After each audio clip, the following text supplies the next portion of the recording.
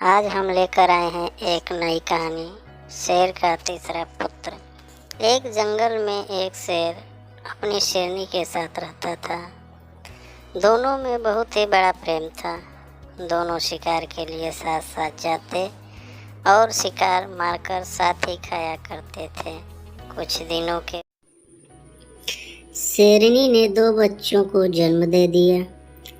शेर ने कहा, अब तुम शिकार के लिए मत चला करो, घर पर ही रहकर बच्चों की देखभाल करो। मैं अकेला शिकार के लिए जाऊंगा और तुम्हारे लिए भी शिकार लाऊंगा।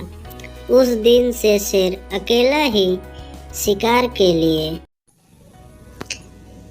जाने लगा। शेरनी घर पर रहकर दोनों बच्चों का पालन पोषण करने लगी। एक दिन जब शेर शिकार के लिए गया तो पूरे दिन घूमने के बाद भी उसे कुछ नहीं मिला। वापस लौटते समय उसने लोमड़ी के बच्चे को अकेले घूमते हुए देखा। आज शेरनी के लिए कुछ भोजन नहीं मिला है, क्यों न इस लोमड़ी को ले चलूं। ऐसा सोच के शेर ने उस बच्चे को पकड़ लिया। शेर लोमड़ी के बच्चे को लेकर घर पहुंच गया। आज जंगल में इसके अलावा कुछ नहीं मिला। बच्चा समझकर मैं इसे मारकर खा नहीं सका, तुम इसे मारकर खा जाओ, शेर ने कहा। शेरनी बोली, जब तुम इसे बच्चा समझकर मार नहीं सके, फिर मुझसे क्यों कह रहे हो कि मैं इसे मारकर खाऊं? मैं इसे मारकर नहीं खाऊंगी। जिस प्रकार मैं अपने 2 बच्चों का पालन पोषण करती हूँ, उसी प्रकार इसका भी पालन पोषण करूँगी। आज से मेरे 3 बच्चे हो गए। शेरनी उसी दिन से अपने पुत्रों के समान ही लोमड़ी के बच्चे का भी पालन पोषण करने लगी। लोमड़ी का बच्चा भी शेर के दोनों बेटों के साथ पलने बढ़ने लगा। जब तीनों कुछ बड़े हुए तो साथ साथ खेलने कूदने लगे। शेर के बच्चे यह नहीं समझते थे कि वो दोनों शेर के बच्चे हैं और यह तीसरा लोमड़ी का बच्चा है। इसी प्रकार लोमड़ी का बच्चा भी अपने को शेर से बच्चों से अलग नहीं समझता था। कुछ और बड़े होने पर तीनों बच्चे एक दिन खेलने के लिए जंगल में गए। उन्होंने एक हाथी को देखा। शेर के 2 बच्चे तो हाथी के पीछे लग गए, पर लोमड़ी का बच्चा उसे देखकर भयभीत हो गया। उसने शेर के बच्चों को रोकते हुए कहा, अरे उसके पीछे मत जाओ, वह हाथी है, तुम दोनों को पैरों से कुचल देगा। लेकिन शेर के बच्चों ने लोमड़ी के बच्चे की बात नहीं मानी। वे हाथी को मारने के लिए उसके पीछे लग गए, लेकिन लोमड़ी का बच्चा डरकर अपने माँ के पास आ गया। कुछ देर बाद शेर के दोनों बच्चे लौटकर अपनी माँ के पास आ गए। उन्होंने अपनी माँ को कहा कि हमें जंगल में हाथी मिला। हम दोनों तो उसके पीछे भाग गए, लेकिन हमारा तीसरा भाई डरकर घर आ गया। लोमड़ी के बच्चे को गुस्सा आ गया। तुम दोनों अपने आप को वीर और कायर बता रहे हो।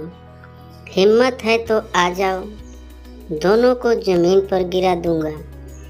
शेरनी ने लोमड़ी के बच्चे को समझाते हुए कहा, तुम्हें अपने भाइयों के लिए ऐसी बात नहीं करनी चाहिए। वे मुझसे तुम्हारी शिकायत नहीं बल्कि सच बता रहे हैं। क्या तुम हाथी को देखकर डर नहीं गए थे? शेरनी की बात लोमड़ी के बच्चे को बिल्कुल अच्छी नहीं लगी और वह गुस्से से बोला, मैं हाथी को देखकर डर गया। आपका कहना है कि मैं डरपोक और वे दोनों बहादुर हैं? मैं अकेला उन दोनों को जमीन पर गिरा सकता हूँ। तब शेरनी बोली, देखो बेटा, अधिक बढ़ बढ़कर बातें करना अच्छी नहीं होती।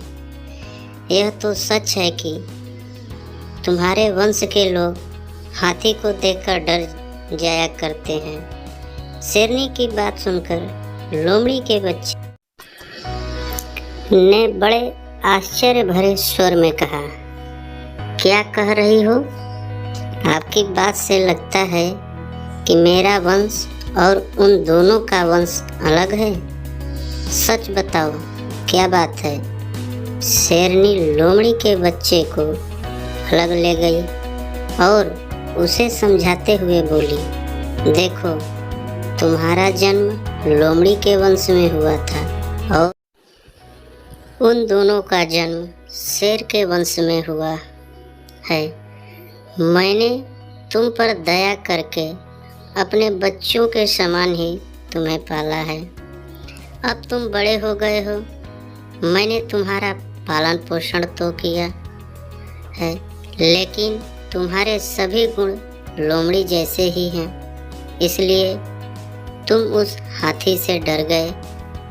मैंने इस भेद को अभी तक अपने बच्चों से छिपा रखा है। जब उन्हें यह बात मालूम हो जाएगी कि तुम लोमड़ी के बच्चे हो, तो वे तुम्हें मारकर खा जाएंगे।